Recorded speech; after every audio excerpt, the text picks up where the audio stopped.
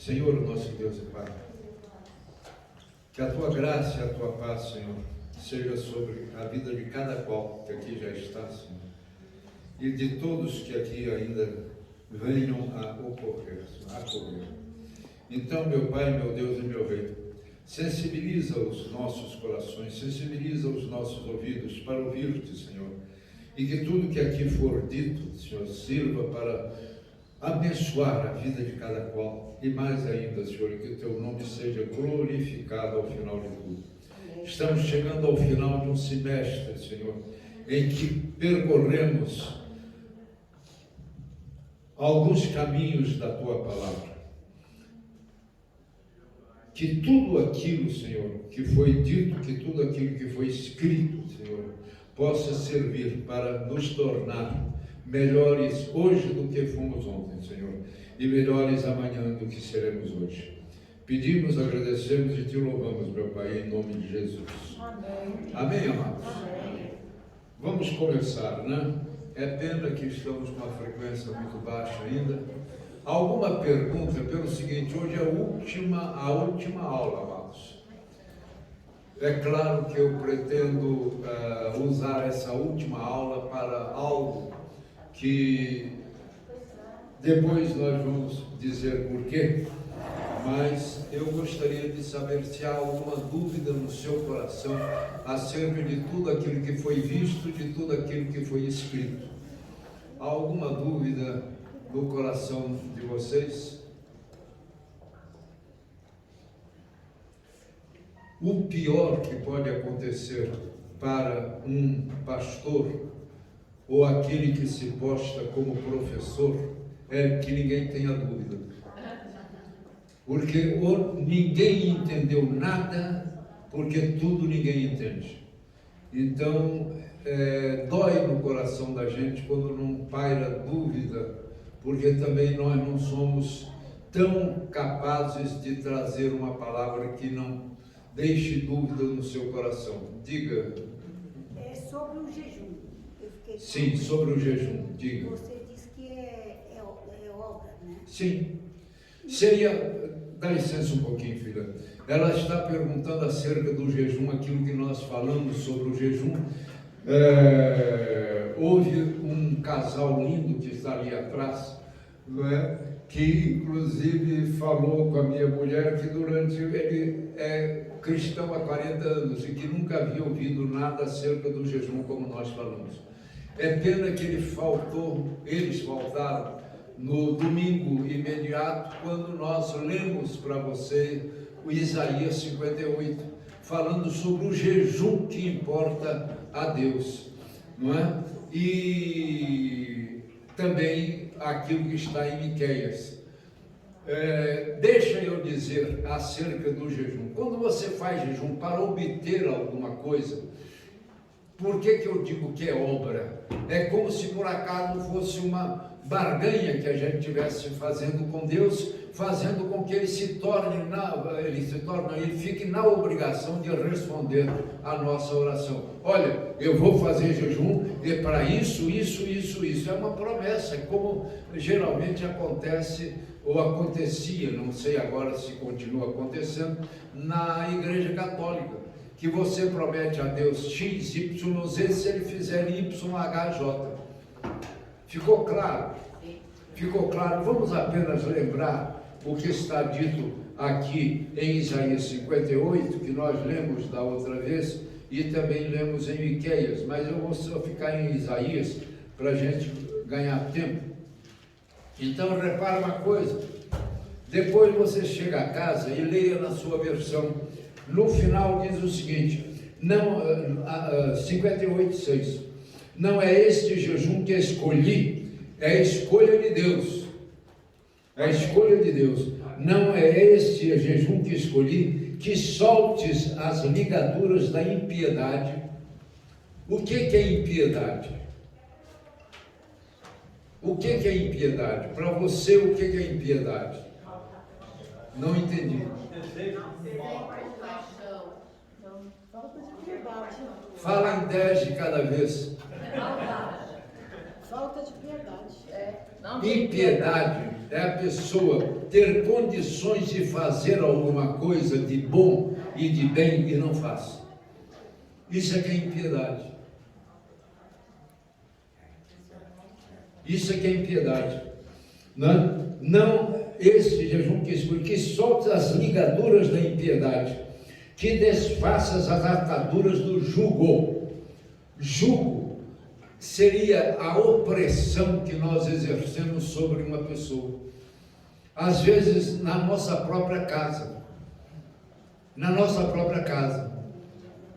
Existem pais que colocam um jugo sobre os seus filhos, que são jugos difíceis de serem carregados. Jugo é canga. Quem é que conhece a palavra canga aqui? Canga é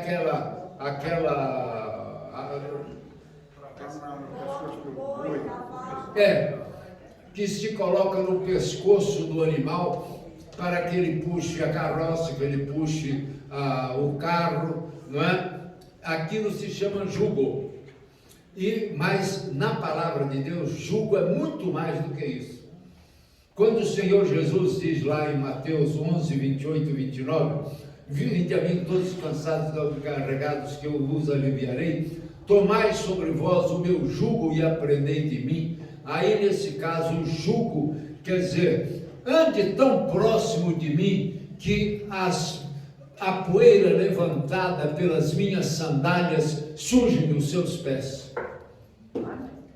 É isso que é jugo para o Senhor Jesus. Andar tão próximo, por quê? Para não perder nada. Aprender dele é muito mais de aprender com ele. Aprender dele é tirar lições daquilo que ele faz, daquilo que ele pensa, da maneira com que ele age. Tirando a experiência da experiência do outro. Está ficando claro? Está ficando claro? Então repara uma coisa, que soltes a ligadura, que desfaças as ataduras do jugo, e que deixes livres os quebrantados, e despedaces todo o jugo. Não é também que repartas o teu pão com o faminto? Repartir o pão com o faminto, nós temos que ir à época de Isaías, 700 anos antes do Senhor Jesus vir ao mundo. Naquela época era bem diferente, não havia dinheiro, não havia escambo. O que é escambo? Era a troca direta de mercadoria por mercadoria. Então, quando ele diz aqui, repartas o teu pão com o faminto, ele quer dizer, tem alguém está necessitado, você tem como ajudá-lo, faça-o. Ajude o necessitado. Ajude o necessitado. Eu sei o que é isso, amados, eu já passei por isso. Eu acho que eu já falei aqui algumas vezes acerca dessa questão. Eu fui um homem de muito dinheiro, mas cheguei ao ponto de receber cestas básicas.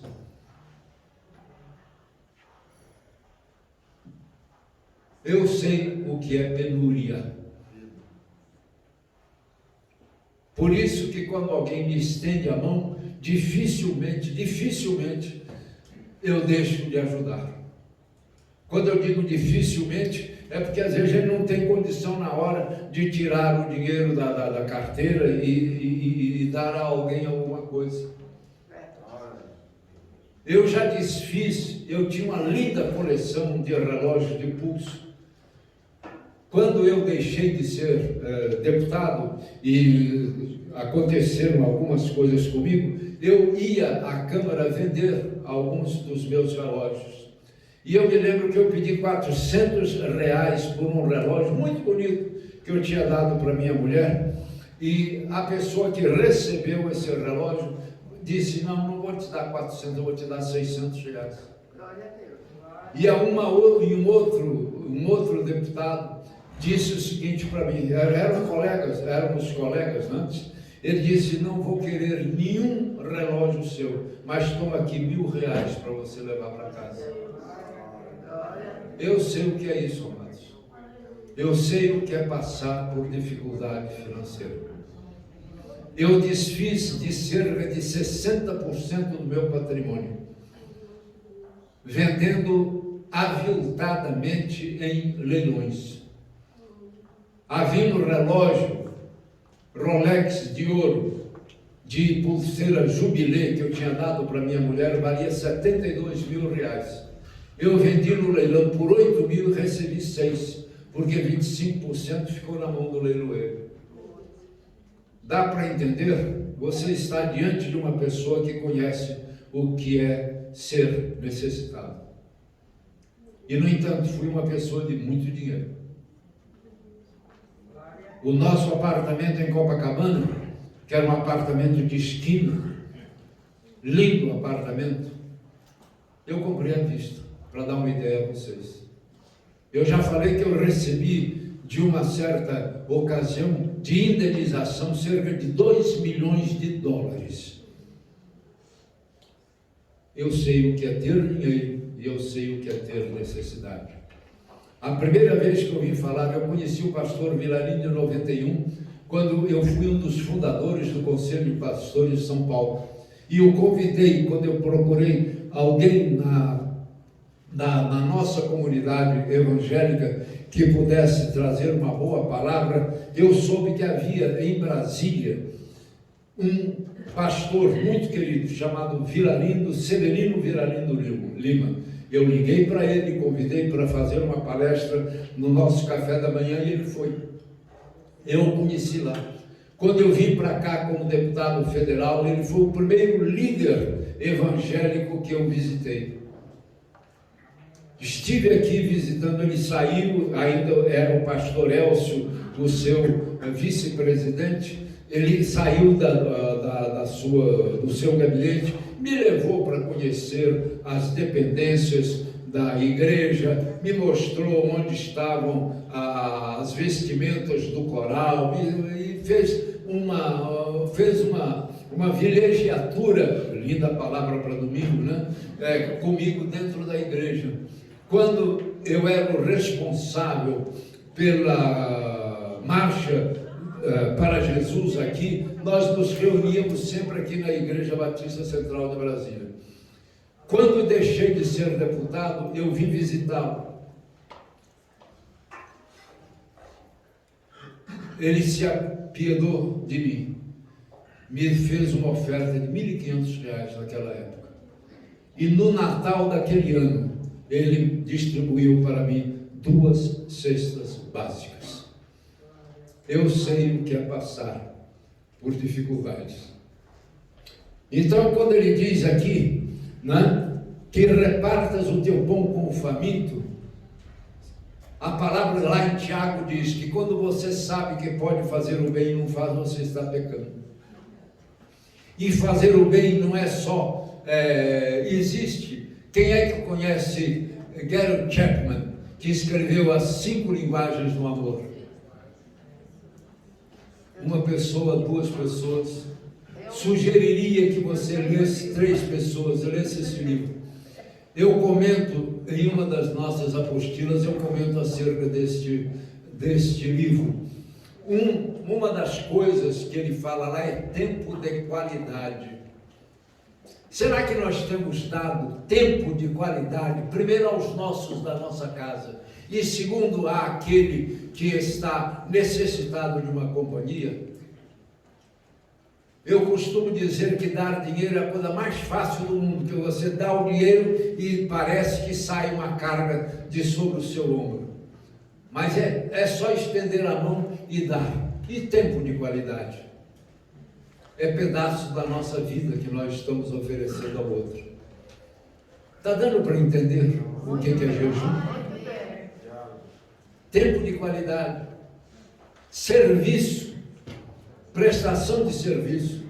Será que alguém do seu conhecimento está precisando que você dê uma mãozinha para ele ou para ela em algum serviço a ser prestado? Porque além do tempo, você ainda tem o trabalho. Trabalho é uma palavra muito interessante. A etimologia de trabalho é interessantíssimo. Quem quer saber? Vou só dizer para quem levantou a mão, tá? Você que não levantou a mão, por gentileza, tranque os seus ouvidos. Trabalho. Quem é que já viu ferrar cavalo? Não acredito que todo mundo já tenha visto. É colocar a ferradura no casco do cavalo.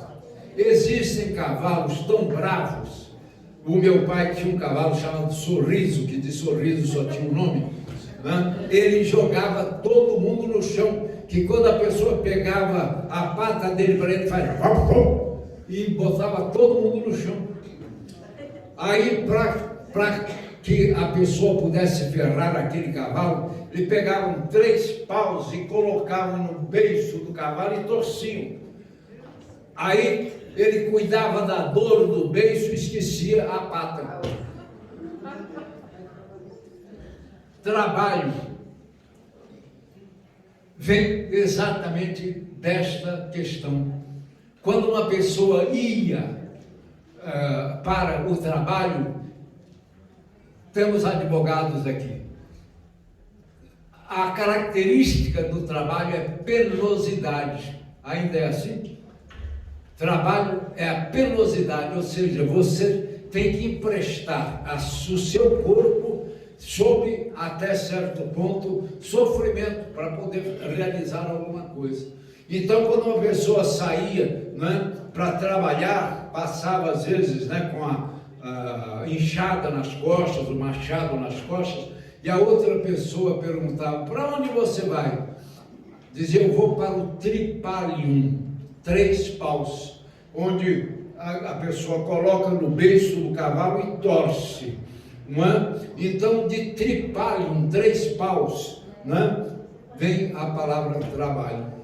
É daí a etimologia da palavra, não é? Então, repare uma coisa: quando você dá o teu corpo, empresta o teu corpo para ajudar alguém, você está realizando uma obra de caridade, uma obra benemérita, um bem a uma pessoa que precisa de uma ajuda.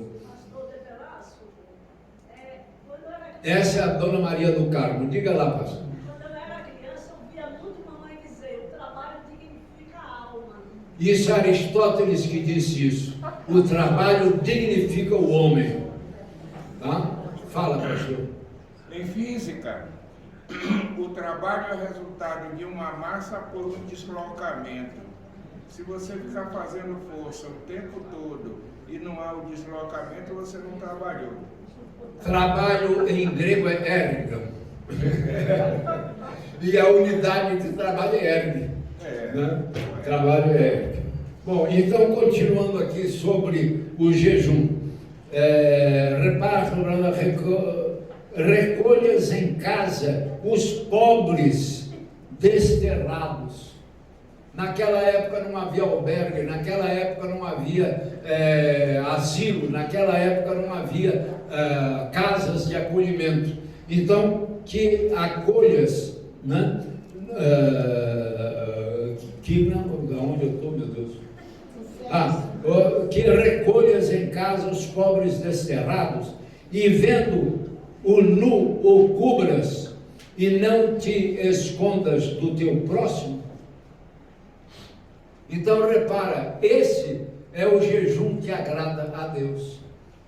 Quando eu faço o jejum para obter um resultado, é obra, porque eu estou barganhando com Deus. Eu estou dizendo para ele: olha, eu vou fazer jejum, então tu vais ficar na obrigação de responder a minha oração. Ficou claro ou não, amados? Tá certo? Então é por isso. Respondi a sua pergunta, filho. Alguém falou comigo? Ah, sim. Mas e o jejum quando nós estamos necessitados de uma direção de Deus, a gente vai para a palavra, mas às vezes a alma está conturbada, a mente. jejum nesse sentido que ela está falando é o seguinte: o jejum serve para nos fortalecer espiritualmente. O jejum é você vencer as suas necessidades. Qual é a necessidade mais básica? Mais básica não, porque é a respiração a primeira, segunda é beber água e terceiro é o alimento com que você fortalece o seu corpo. Então a terceira necessidade básica é alimento. Aliás, na economia, tem algum economista entre nós? Na economia é abrigo, alimento e abrigo, alimento tem uma terceira coisa, mas abrigo é o primeiro. O ser humano não consegue ficar 24 horas ao léu. Ele precisa de alguma coisa para cobri-lo, para protegê-lo. E segunda é o alimento. Tá? Então, abrigo, alimento, tem uma terceira que agora não me recordo. Alguém se lembra? Segurança. Não, segurança é de Abraham Maslow, que ele fala que a segurança é uma das necessidades básicas, né, da vida humana. Mas a economia fala de abrigo, segurança e há um terceiro que eu não me recordo agora. Então, quando nós fazemos jejum, é para nosso bem, para fortalecer. Se eu venço as minhas necessidades, eu me preparo para vencer as dificuldades da vida. Ficou claro? Então é a meu favor, não é a favor, é a meu favor no sentido espiritual, para fortalecer o meu espírito contra as necessidades, não necessidades, contra as dificuldades da vida. Ficou claro? Então, na realidade, jejum não é para conseguir bênção, não. A única bênção do que o jejum nos traz é fortalecimento do nosso espírito. Mas não é para barganhar com Deus alguma coisa, porque senão é obra. Eu faço isso, por isso eu recebo. Eu subo a escada, as escadarias da Penho, 365 degraus, segundo se diz, né, de joelhos. Então eu chego lá em cima com o direito de receber de Deus a resposta que eu quero. Carrego pedra na cabeça, carrego uma cruz nas costas. Onde estaria para essas pessoas o sacrifício do Senhor Jesus na cruz? Onde estaria? Onde estaria? Deus não exige de nós sacrifício nesse sentido, porque o sacrifício já foi feito pelo Senhor Jesus na cruz. Ficou claro? Oh, glória a Deus. É isso que nós temos que ter em mente. Não é... Gente, eu estou vendo um vento frio por aqui, eu acho que é por aqui. Então, repare uma coisa. Nós não podemos viver segundo os ditames do mundo. Nós temos que viver segundo a palavra de Deus. Amém? Nós temos que viver segundo a palavra de Deus. Pastor Francisco está aí? Hoje não veio. Pastora Wanda está aí? Está. A pastora Sirene também eu vi chegar aí. Né? Ah, está ali. Tá, ela gosta de se esconder, sabe? Ela normalmente fica ali, depois vem para lá, agora está ali a colar, né? Etc e tal. Então, daqui a pouco vocês vão saber por que eu estou querendo saber disso. Então, repare uma coisa, deixa eu só lembrar eu falei com vocês que vocês ainda vão receber uma apostila nossa, né? Chamada Recados. Eu tenho alguns recados a dar para vocês nesta manhã. A obra de Deus, maldito é aquele que faz a obra de Deus relaxadamente, né? Está escrito e daqui a pouco a gente vai chegar lá. Então eu quero dizer que quando eu era líder da intercessão, chamado na época Ministério de Intercessão, eu meditei, pedi a Deus que me desse, o Espírito Santo me desse o lema para o nosso ministério. E esse lema não é só para o ministério da intercessão, não. É para todo o serviço na casa de Deus. Seja ele o de limpeza ou seja ele o da palavra. Chamado fidelidade, comprometimento e renúncia. Fidelidade, não é compromisso, é comprometimento. Compromisso você faz uma vez. Comprometimento é a cada instante da sua vida você está se comprometendo, né? E uma outra coisa, eu já falei aqui que eu, depois de algum tempo, né, de professor da escola bíblica dominical, eu pensei em abandonar, pensei em jogar a toalha, como a gente diz, para poder cuidar dos livros que eu tenho escritos, para poder reeditá-los, etc. e tal. E eu pensei comigo, vou abandonar. E eu levei o maior puxão de orelha de Deus que alguém pode receber.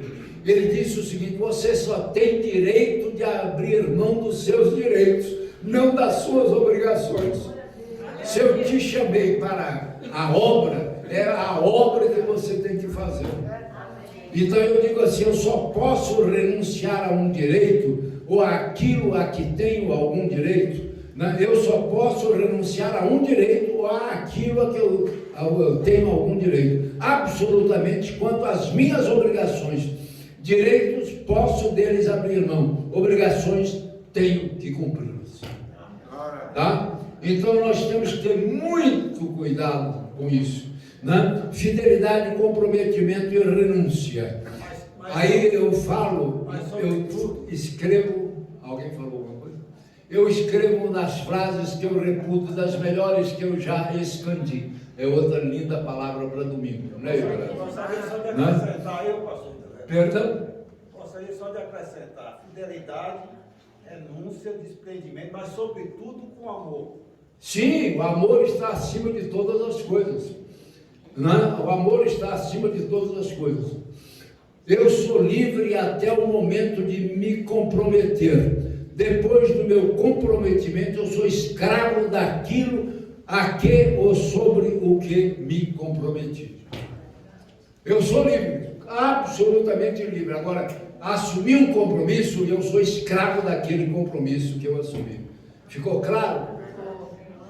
Então, é necessário que nós entendamos isso. Agora, de todas essas três, fidelidade, comprometimento e renúncia, o mais difícil é a renúncia. O mais difícil. Eu tirei, inclusive, da enciclopédia de Bíblia, Teologia e Filosofia, de Russell Norman Champlin, o seguinte: somente os mais espiritualmente corajosos gostam da palavra renúncia, pois a maioria dos crentes prefere a acomodação. Eu vejo isso nas nossas classes. Eu vejo isso, lamentavelmente, nas nossas classes. A acomodação torna-se patente pela história de Jesus e de seus ensinos, que a renúncia sempre foi uma base necessária para o verdadeiro discipulado cristão. A renúncia alude ao sacrifício pessoal e à dedicação absoluta, e essas não são características de uma igreja mundana ou de crentes mornos. Jesus requereu a renúncia do crente quanto às suas propriedades familiares e à sua própria vida. Aqui há uma referência bíblica, mas nós vamos pular. Essa era uma característica de sua própria expressão espiritual. Paulo imortalizou essa decisão em uma famosa passagem de Filipenses 3, 7 a 11. Alguém abra para mim.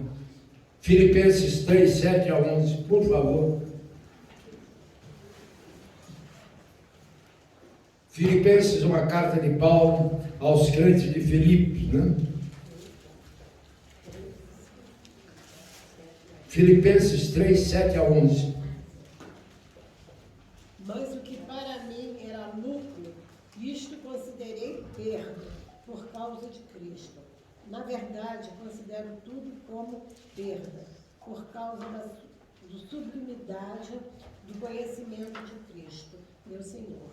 Por causa dele, perdi todas as coisas e as considero como lixo, para ganhar a Cristo e ser achado nele. Não tenho justiça própria, que procede de lei, mas aquela que é mediante a fé em Cristo, a justiça que procede de Deus, baseada na fé.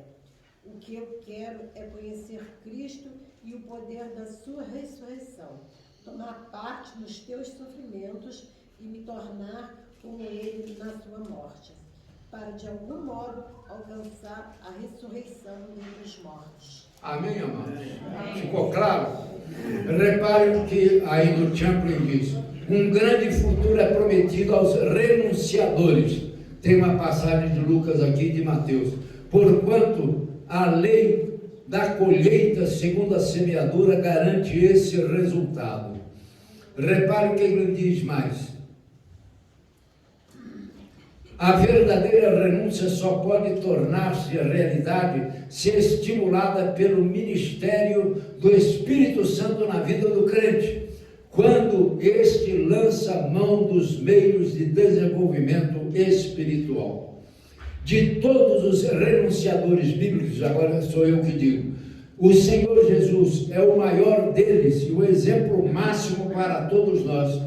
E isso está indelevelmente gravado na carta de Paulo aos Filipenses, capítulo 2, versículos 5 a 8, quando ele diz que ele se esvaziou da sua divindade para nascer como ser humano, em forma de homem, não é? Que o pastor Vilarindo lê, ainda era na época dele, lê no início do culto do corpo vivo de Cristo a cada quarta-feira em nossa igreja.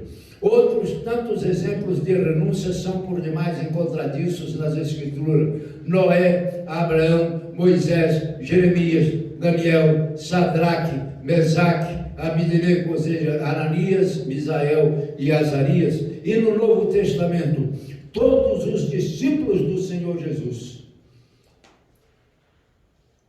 quando disse inclusive para ele: vinde após mim e eu vos farei pescadores de homens, e quem não toma a sua cruz vem após mim, não é digno de mim. Então disse Jesus aos seus discípulos: se alguém quer vir após mim, a si mesmo se negue, tome a sua cruz e siga-me. E aí vem a Filipenses 3, 7 a 11, que a minha mulher acabou de ler. O melhor exemplo de renúncia e o mais próximo de nós e de nossa sociedade é o casamento. Alguém é casado aqui? Oh, glória a Deus. Tem gente no estaleiro aqui, não tem não? O melhor exemplo de renúncia, essa palavra é minha. O melhor exemplo de renúncia e o mais próximo de nós na nossa sociedade é o casamento.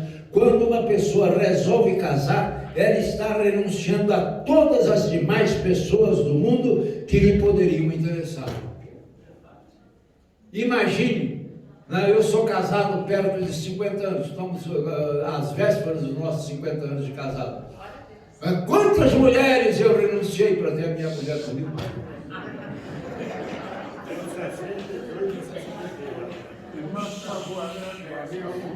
Como é que é, Babu?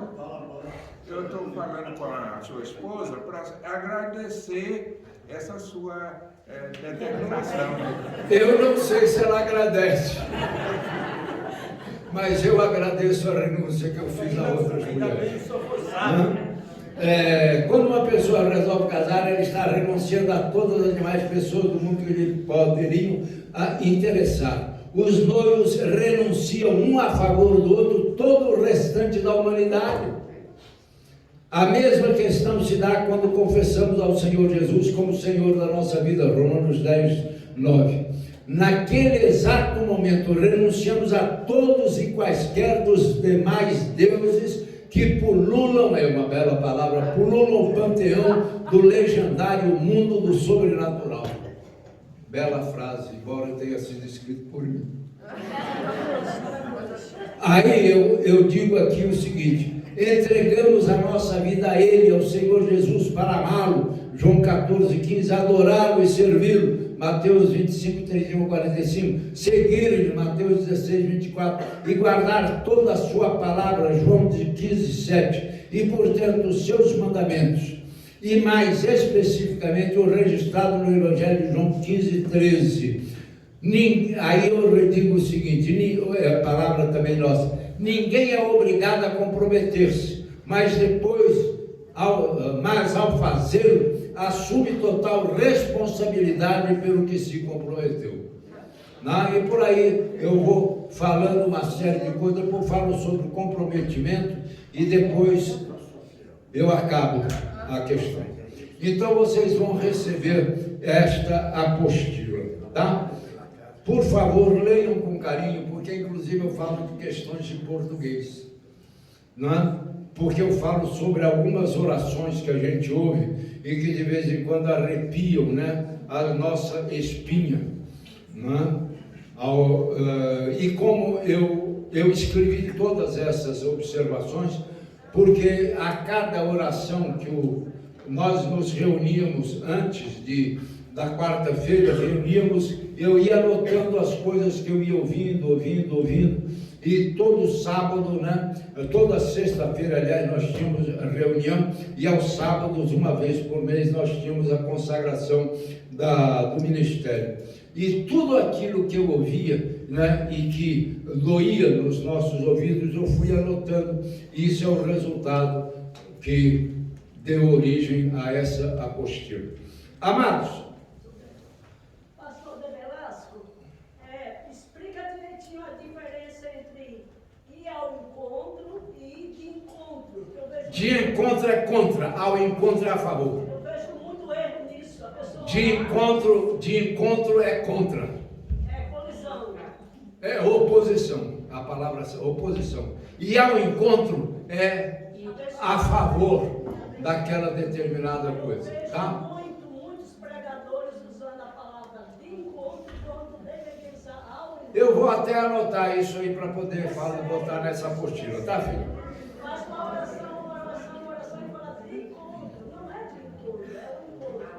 Quando Deus vai abençoar, Deus vai ao encontro. É isso aí, tá? Então, repare uma coisa, nós temos que ter cautela no uso. Antenor Nascentes, quem é que já ouviu falar dessa figura?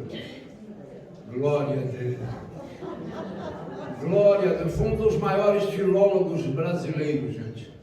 Ele dizia o seguinte: quem fala mal a sua língua não respeita o seu país. Não é? Então, nós temos que ter cautela, principalmente naquelas palavras que o T é mudo, o G é mudo. Impregna, em vez de impregna. Opito, em vez de óbito. Eu coloco isso tudo nessa apostila para que nós tenhamos calma. Por exemplo, adequa não existe, porque o verbo adequar é defectivo e ele só é usado nas palavras arisotônicas. Adequamos, adequais. Eu adequo não existe. E muita gente boa, inclusive aquele Frias da Folha de São Paulo. Eu me lembro de ter participado, vocês já devem ter visto esse vídeo que está na internet, em que eu participo com o Enéas, e o Enéas entra de cacete no Frias por causa disso. Eu estava lá, ele me pede inclusive para ler esse trecho, né, da escrita do Frias, que era o presidente, né, o dono, na realidade, da Folha de São Paulo. Então, amados, precaver, não é? E outras coisas mais que a gente deve ter o máximo cuidado, principalmente quando nós vamos orar. Ficou claro? Ficou claro? Pastor De Velasco. Senhora. Eu fui para casa, uma dúvida muito assim. Fala um pouquinho mais alto, que o povo lá de trás está todo mundo fazendo assim. Eu falo assim que eu fui para casa meio angustiada, quando o senhor falou assim que oração não é alimento, mas a palavra. Uhum. Né? Mas assim, quando eu oro dentro da palavra, quando eu converso com Deus dentro da palavra, essa palavra ela é alimento, não é? Mas o que a senhora está fazendo? Está usando o alimento, que é a palavra. Então, por isso Tá certo? que eu... É claro que a oração, quando ela usa a palavra, ela indiretamente se torna alimento. Tá certo? Bom, eu quero... Quem é que anda de bicicleta aqui? Um dos meus sonhos de consumo quando eu era criança era ganhar uma bicicleta. Quando eu tinha 12 para 13 anos, eu ganhei uma bicicleta de nome Rudige. Era uma bicicleta, no Brasil ainda não se produziam bicicletas, havia Bianchi, que era a italiana, e a Rudige era inglesa. Eu fiquei muito encantado com aquilo. A bicicleta na minha época de criança era tão interessante que a gente alugava a bicicleta para poder andar. Alguém se lembra disso aqui, meu Deus? Uma, duas pessoas, glória a Deus. Não é? Então, repara uma coisa, não adianta nada, presta bem atenção no que eu vou falar, porque agora é o que interessa. Não adianta nada eu ir numa faculdade, fazer uma matéria chamada bicicleta e como andar de bicicleta. Se eu não tiver prática, eu entro na bicicleta de um lado e caio do outro. Concorda comigo? Então não há nada como a aplicação prática do conhecimento. Há muito, aqui há algum engenheiro entre nós, há muito mestre de obras que conhece muito mais de obra do que o engenheiro recém-formado. Porque pela prática dele de obra. Então de nada adianta o conhecimento sem a prática. Por isso eu quero chamar aqui a pastora Wanda, a pastora Sirene, o pastor Francisco ainda não está conosco. Tem mais algum pastor conosco? Vem cá. Isaac. E é rápido, não fica pensando não.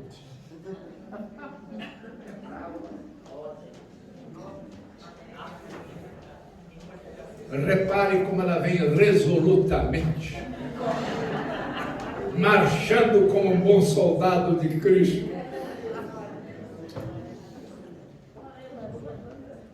Repare uma coisa, amados. Pode chegar para cá. Pode deixar que eu vou me afastar de vocês, para não pegar beleza.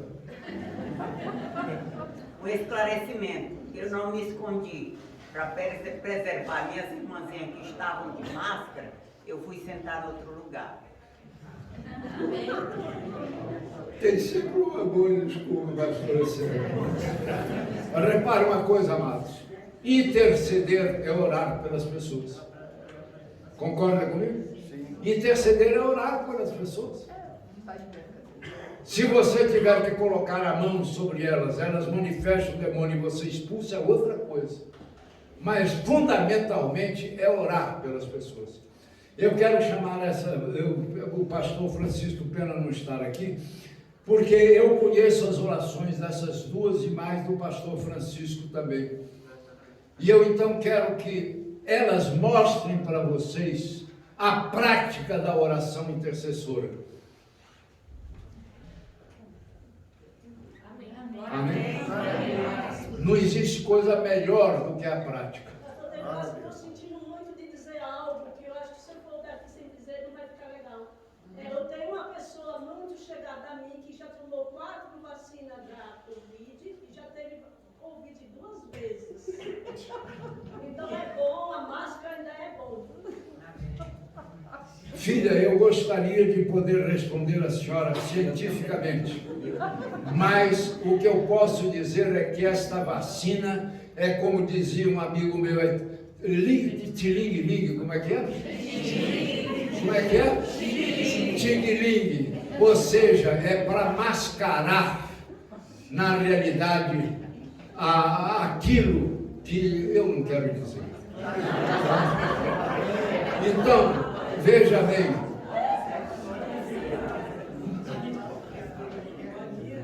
aqui está uma pessoa que tem conhecimento de biologia, tá? Aprendi muito com ela acerca de biologia, né? Então eu vou passar, por uma questão de respeito, não porque ela tenha mais idade, né? Mas pelos cabelos louros dela, né? Então, eu vou passar primeiro para a pastora Wanda, para que ela possa mostrar um tipo de oração intercessora que ela faz. E depois eu peço para a pastora Sirene também fazer o mesmo, e inclusive responder à pergunta da Dona Maria do Carmo, que tem sempre algo a falar conosco. Pastora Wanda, por gentileza.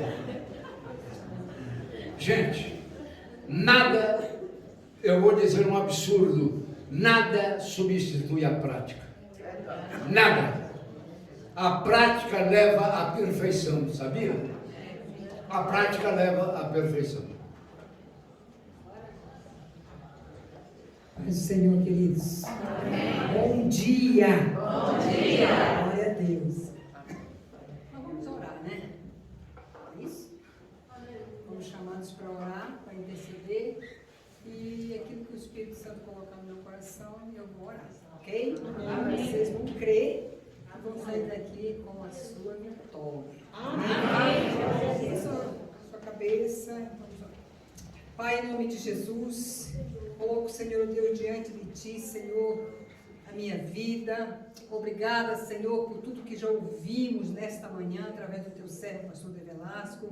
Te agradecemos, Senhor, por mais um momento de aprendizagem da Tua palavra, Senhor. Muito obrigada, Pai.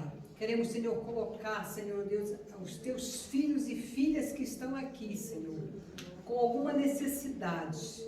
O Senhor exatamente sabe o que cada um precisa.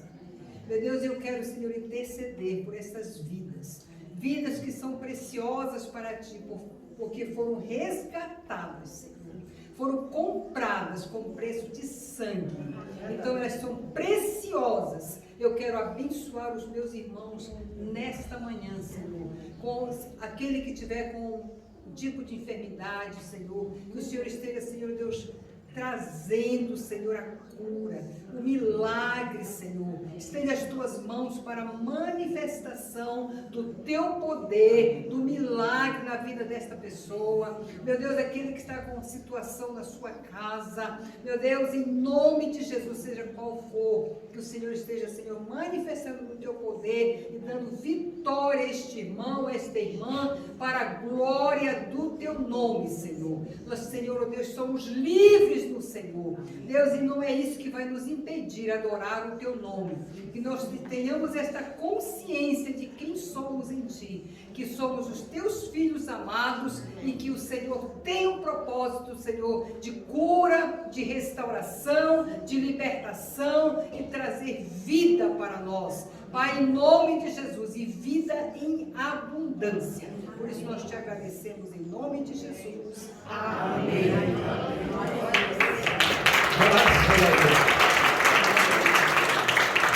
A prática leva à perfeição. Não é? Então, pela prática mais aperfeiçoada deve estar a nossa pastora Sirene, não é? Não entendi. Ela falou que idade não é documento, mas ela trouxe o documento. Então vamos ouvir. Eu gostaria de que a pastora respondesse a Dona Maria do Carmo acerca desse mistério, né, que paira sobre a Covid, né, e as suas vacinas, entre aspas.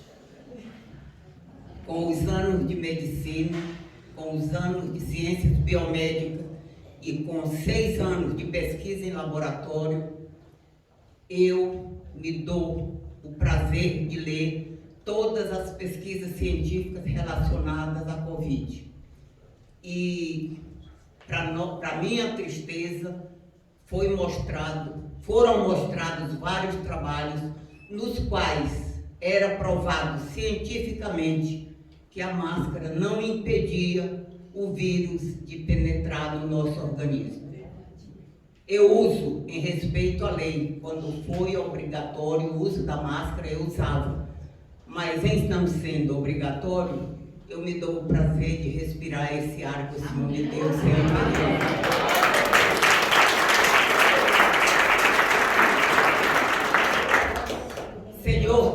dos céus e da terra. Deus Pai, Deus Filho, Deus Espírito Santo. Senhor, Tu estiveste aqui na terra. Amém. E Tu viste, Senhor. E Tu passaste, Senhor, por tudo aquilo que o Senhor destinou a Seu Filho amado. E Tu, Senhor, sabes a necessidade primordial do homem, que é a nossa salvação. Amém. E para isto, Senhor, Tu deste a Tua vida na cruz do Calvário. Tu viste, Senhor, as enfermidades, a necessidade, a fome, Senhor. Ó Deus, e nós te clamamos nessa manhã, para que o Senhor, na sua bondade infinita, na sua misericórdia, que já se renovou essa manhã, que o Senhor venha em socorro do seu povo, curando as enfermidades, Senhor, suprindo as necessidades, Senhor, levantando os caídos, fortalecendo os fracos, Senhor. Nós colocamos diante de Ti, Senhor, esse público aqui presente, esses alunos, Senhor, que a cada dia aprendem muito mais da Tua palavra, através do instrumento, Senhor, selecionado por Ti, o nosso amado professor, mestre, Dr. De Velasco. Obrigada, Senhor. Visita o Teu povo, Senhor, Amém. suprindo todas as suas necessidades, físicas, espirituais e emocionais. Nós te oramos, te louvamos e te agradecemos, no nome precioso de Jesus Cristo, Teu Filho amado, o nosso Senhor e Salvador. Amém?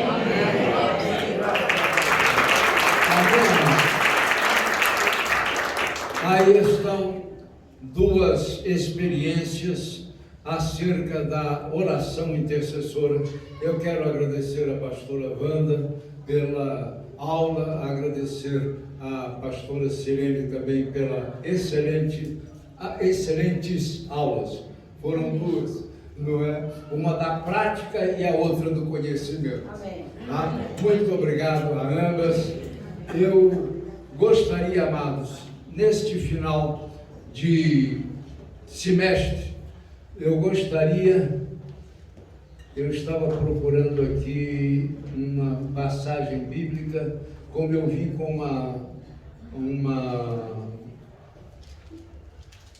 Bíblia que eu não tenho muita prática com ela, porque a gente tem a visão topográfica de onde estão as passagens, né? Quando a gente sabe que está aqui embaixo, está do outro lado e tal, mas essa aqui é meio diferente e eu não consegui ainda descobrir onde ela está.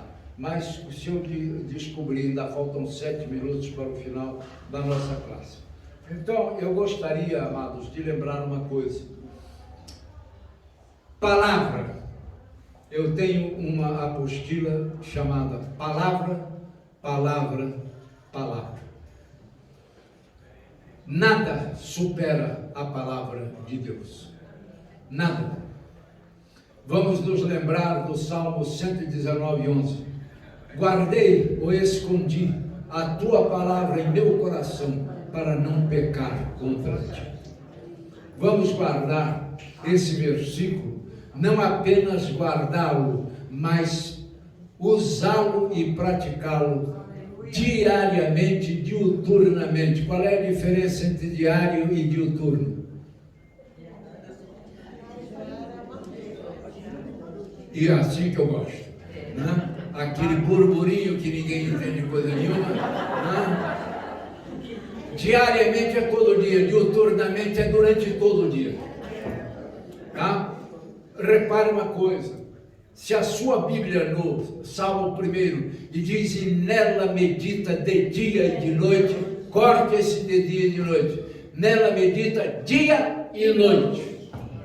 Não há um momento sequer na nossa vida que nós possamos prescindir da meditação da palavra. E essa palavra, meditação na palavra de Deus, que é como, quem é que conhece ruminar do animal? O animal que tem aqueles dois estômagos, né? Um chamado folhoso e outro chamado não sei o quê, que agora eu não me lembro também, não é? Então repare uma coisa, primeiro o animal come, vai lá para o estômago folhoso, ali ele é trabalhado com as enzimas produzidas por aquele estômago, depois ele começa a regurgitar aquilo que comeu. E eu gostava de ver isso à tarde, depois que os animais tinham se alimentado, né? E vem aquele bolo assim no pescoço do leão, e aí ele começa a mastigar, vai engolindo aos poucos, daqui a pouco outro bolo que vem à sua boca para ele mastigar. Meditar na palavra de Deus é isso. É você ouvir essa palavra, colocá-la no coração e depois fazê-la retornar à sua mente, para que você possa mastigá-la demoradamente, para que você possa intuir aquilo que ela tem e tirar dela e extrair o que ela tem de melhor. Ficou claro? Lamentavelmente as nossas traduções não são tão especiais como poderiam ser, né? Porque o que nós temos é tradução de traduções, não é? Então, quando você ouvir a palavra de Deus, medite nela. Quando você ler a palavra de Deus, medite nela. Leia, mas não leia corrido. A palavra de Deus não é para se ler como se lê um romance. A palavra de Deus não é para se ler como se lê um jornal. A palavra de Deus é para que você possa extrair de cada sílaba. O ideal seria no original, mas de cada sílaba você possa extrair o melhor que ela tem. Ficou claro? É pena que a pastora Silene está lá agora atrás, mas existe um tipo de medicamento chamado tintura. Falei certo, pastor? Tintura, ela é uma extração do melhor que tem determinado A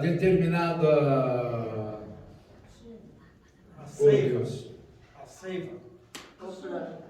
Deixa eu procurar a palavra que agora falhou, né? Que algo tem para extrair dali o melhor. Lá em casa nunca faltou tintura de arnica. Alguém já ouviu falar nisso? Né? Algum machucado ia lá junto e passava tintura de arnica, né? E depois ainda tomava uns golinhos, né? E era gostoso porque tinha álcool, a gente ficava todo dia, né? É de brincadeira, né, pessoal? Também não chega a tanto, né? Então, repare uma coisa, você tem que transformar cada palavra de Deus em uma tintura de vida, porque a palavra de Deus é vida. A palavra de Deus é a essência da vida. A palavra de Deus é a essência do amor de Deus para conosco. Tanto é que eu costumo chamar ao Senhor Jesus do amor feito homem. Ele é amor feito homem e ele é a palavra de Deus. Em João 1, no original, na nossa tradução diz: no princípio era o verbo, e o verbo estava com Deus, e o verbo era Deus. Mas no original, no princípio a palavra já era. Ou seja, a palavra estava antes do princípio. A palavra está com Deus e a palavra é Deus. Não é? Então, quando você tem a palavra de Deus com você, você tem vida. Ficou claro? E eu gostaria que você pudesse se despertar para isso. Tire 5 minutos do seu dia. Na realidade, em vez de ser 10%, seria o dízimo dos seus dias. Ele dá diariamente a você 24 horas.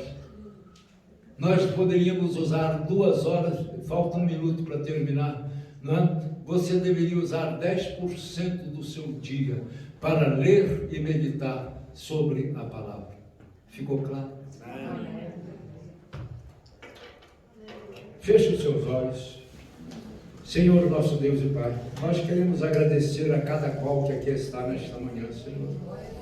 Agradecer essas vidas que se dedicaram, meu Deus, a ouvir-te, que se dedicaram a buscar conhecimento da Tua Palavra para aplicar esse conhecimento em suas vidas, meu Deus. Nós queremos agradecer a todos aqueles que aqui estiveram, agradecer a pastora Wanda, agradecer a pastora Sirene, que hoje deram uma aula, Senhor, sobre a oração intercessora. Nós queremos agradecer a Ti, Senhor, o ar que respiramos. Agradecer a Ti, Senhor, esse dia que Tu fizeste para que nós pudéssemos nos regozijar e nos alegrar nele. Agradecer, Senhor, a cada pessoa, Senhor, que se achegue a nós, porque cada pessoa que se achegue a nós, Senhor, são duas oportunidades: a oportunidade de nós distribuirmos amor e recebermos amor. Ó Santo de Israel, se com essas pessoas, faze-as lembrar, Senhor, que no próximo semestre nós estaremos com a classe A Caminho da Liberdade, da servidão do homem ao serviço de Deus. E que elas possam, Senhor, acorrer à nossa classe para abrilhantar, Senhor, os nossos encontros. Santo de Israel, durante o mês de julho, Senhor, nós estaremos encarregados de trazer a palavra, a Tua Palavra, Senhor querido, nas classes únicas de 5 domingos. E nós vamos tratar, Senhor, de arrependimento e perdão, pressupostos para a nossa comunhão contigo. Senhor dos céus e da terra, que Tu estejas no coração de cada qual, que Tu possas habitar no coração de cada um de nós, Senhor, e que nós possamos extrair de Ti, Senhor, a seiva da vida. Pedimos, agradecemos e Te louvamos, meu Pai, em nome de Jesus. Que a graça do nosso Senhor e Salvador Jesus Cristo, o amor de Deus nosso Pai, e as comunhões e a comunhão e a consolação do Espírito Santo seja com toda esta classe, com todo o povo de Deus, hoje, amanhã e para sempre. Amém. Obrigado, pessoal.